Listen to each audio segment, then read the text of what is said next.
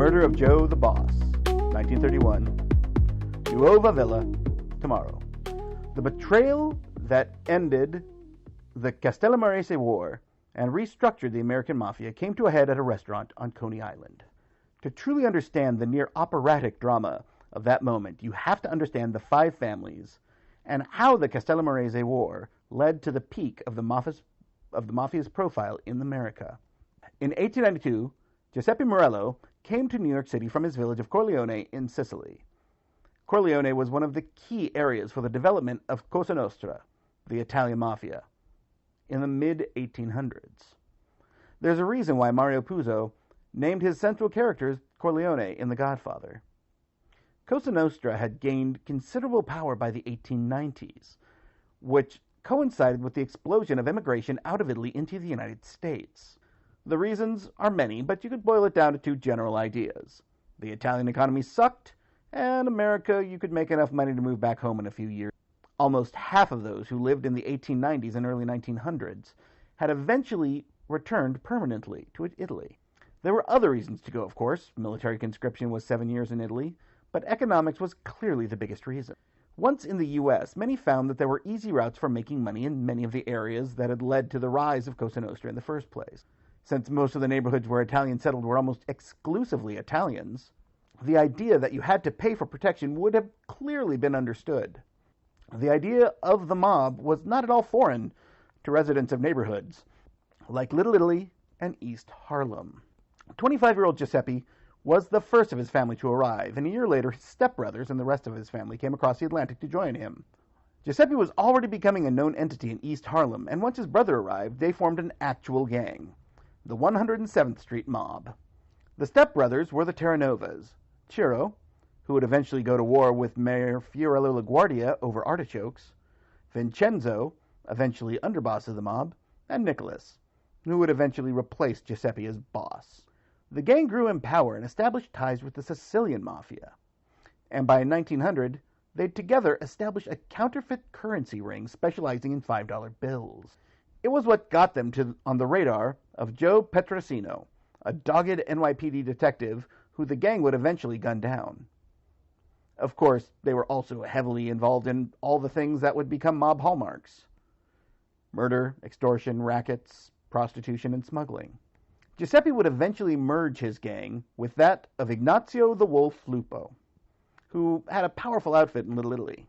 The united gang became known as the Morello family, partly because Lupo had married one of the Terranova sisters.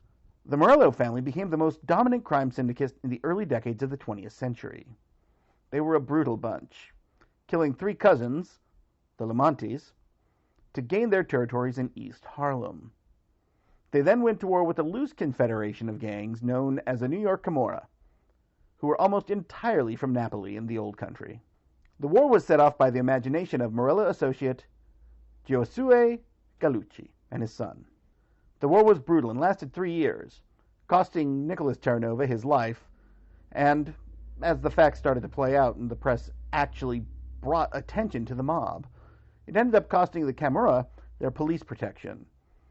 The outcome, a decisive win by the Morellos, meant the Camorra was rendered more or less dead, though many members would find their way into other families over the following decades. Of course, one of the things that a smart crime boss would do is found front businesses to help launder money and to help with smuggling operations, as well as being an income stream and meeting place of its own. Morello's gang founded a spaghetti restaurant at 8 Prince Street. They bought the building, using the basement as their headquarters, and serving good Sicilian food at street level. It was likely there that one of the most famous of Morello's early crimes took place.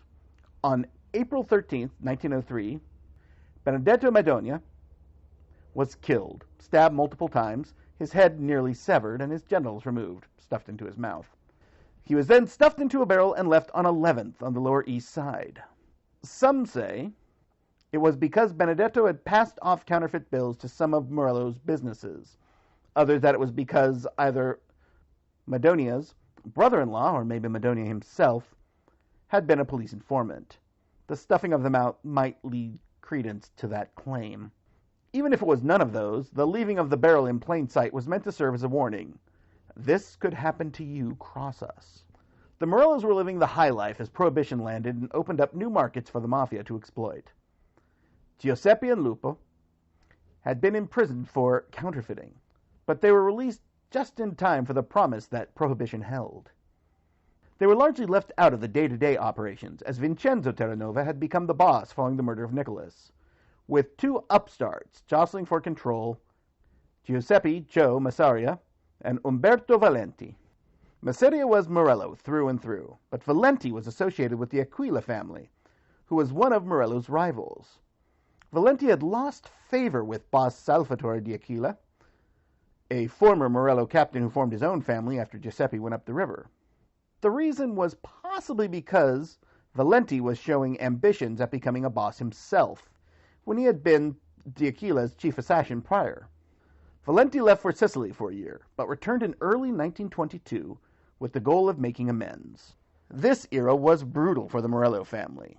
When they should have been celebrating with the great influx of cash Prohibition had brought in, Masseria had one of Valenti's men killed in December of 1920, setting the match to the powder keg that was to follow over the next 2 years.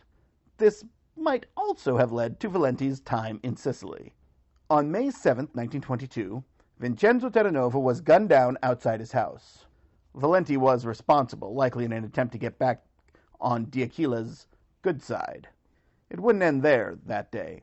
Terranova's underboss, Silva Tagliagamba, was murdered just hours later, and the next day the team jumped Masseria about a block from police headquarters, and a gunfight ensued. 6 bystanders were killed, but as the New York Herald reported, when the fight was ended, the gunmen had shot 4 men and 2 women, but had not harmed each other.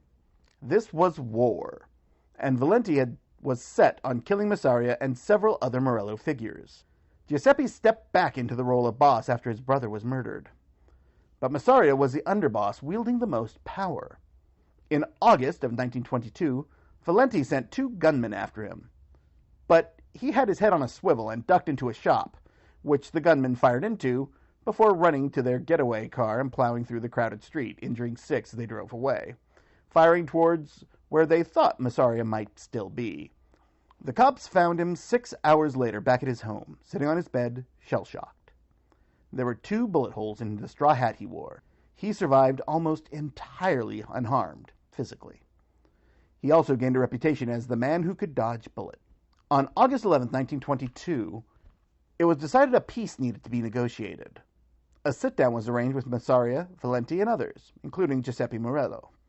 That last would almost certainly have been a calming president, as he still commanded massive respect and trust in New York for having been the founder of the New York City Mafia and as the head of the family. He would have been seen as above simple things like assassinations. He was also marked for death by di Aquila, which may have sweetened the pot, as Valenti might have thought he'd be able to take out the whole bunch. Of course, it was all a trap, and an effective one. They'd arranged for a meeting in a cafe at 2nd and East 12th, today the site of a Five Guys hamburger restaurant. Valenti knew what was up, and bolted as the bullets started flying. He was shot multiple times, but managed to make it to the running board of a taxi. Unlike Masseria, he couldn't dodge bullets, and eventually fell to the sidewalk. Masseria had won, and Giuseppe Morello voluntarily stepped down to become the underboss to Masseria. This era was one of the most important for the future of the Mafia in America. Incredibly significant figures in bringing the Mafia to prominence, not just in New York but around the country, began to work for the Morello family, including Albert Anastasia, Frank Costello, Joseph Joey Adonis, Vito Genovese, and perhaps most importantly, Charles Lucky Luciano. Luciano might have been the one who pulled the trigger on Valenti, and was quickly made Masseria's right-hand man. Masseria found himself engaged in battle with the Castellamorese family, headed by recent Sicilian import Salvatore Maranzano. In 1930, the war was on, with Masseria and Giuseppe Morello as his underboss standing against Maranzano and his underboss, Joseph Joey Bananas Bonanno. Luciano, on the other hand, was not as firmly a Masseria man as had been thought. Luciano and his generation of mafioso were born in America, and thought of Sicilian-raised mobsters, Mustache Pete's as they called them, as old-fashioned and stuffy, and their constant rivalry were bringing unwanted attention. Lucky had the most pull of anyone in the Morello gang outside of the boss, but he was also the one who had the clearest vision of the future. He saw the old-timers' demand for all Sicilian purity of the aging mafioso as a stumbling block for progress, as is evidenced by his willingness to work with Jewish mobsters. It was clear that the Morellos were not doing well almost immediately. One of the first serious moves Maranzano made was to murder Giuseppe Morello. This was a massive symbol of the turning of the tide, but it also left a serious power vacuum on the Morello side. Luciano stepped up and filled that role, though there was a strong possibility that Luciano had organized the hit to achieve just such a goal. The war was bloody and brutal from the summer of 1930 through the April of 1931. During that time, Luciano was gaining more and more power, but at the same time, he knew that Masseria was fighting a war he could not win. Luciano arranged for Masseria to join him and others at Nueva Villa Tomaro on Coney Island. It's important to point out the role that restaurants served in immigrant neighborhoods. When newcomers arrive, they usually need to find work, and with groups like the Italians coming into New York in the 1900s, they were unlikely to speak much of any English. That makes a number of jobs difficult, but there's always the universal language. Many immigrants could find work as dishwashers or sort order cooks or waiters much more easily than other jobs.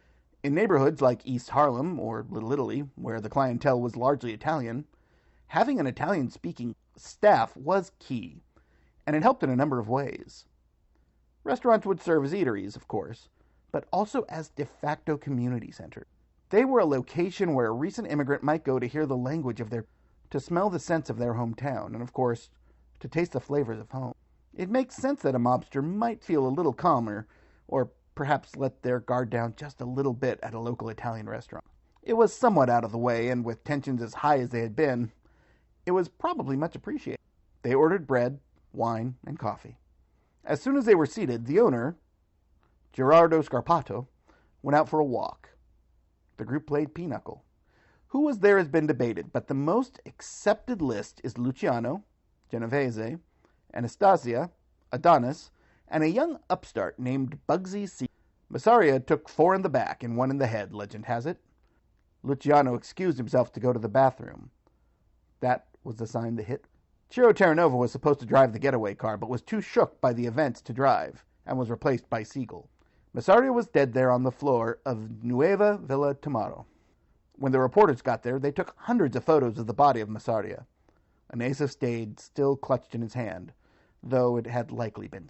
Luciano had settled the war with Maranzano, though things barely had a chance to settle down. Maranzano organized the New York mafioso into the famed Five family, with Luciano as the head of what remained as the Morello family, then renamed the Luciano family. Luciano didn't think much of Maranzano either, finding him just as much a mustache Pete as Masseria had been. After he was warned that Maranzano had ordered a hit on him, Luciano knew it was time to move against him and drag the New York Mafia towards tomorrow. Maranzano ordered Luciano to see him along with Genovese and Frank Costello. But before that could happen, Luciano sent 4 members of the Jewish mob, acquired with the assistance of Bugsy Siegel and his compatriot Meyer Lansky. They posed as government agents, and since they were not known figures to the famously insular Italian mafia, they actually convinced several of Maranzano's guards to give up their weapons. They then stabbed Maranzano to death. Several other mob figures nationwide were also killed. Luciano was clearing away the old Sicilian brush. Luciano was now clearly the most powerful mob boss in New York and the U.S. His willingness to work with the Jewish mob, specifically Lansky and Siegel, opened up new avenues for their shared businesses. At a meeting in Chicago, Luciano established the Commission, a governing body meant to settle disputes before they came to war. The Commission allowed for the Mafia to operate with less threat of all-out battles being. At its peak, no family would break with a ruling of the Commission, and no one outside of it would stand up to its power. The 1930s was a golden age of the American gangster, and Lucky Luciano's murder of Giuseppe Masseria in Nueva Villa Tomaro was what made it all possible. Thanks for listening to Food Criminals. Next week we're going to do a not quite survey, but a look at several other mob bosses, both Italian and otherwise, and their deaths in restaurants. So I hope you'll stay tuned.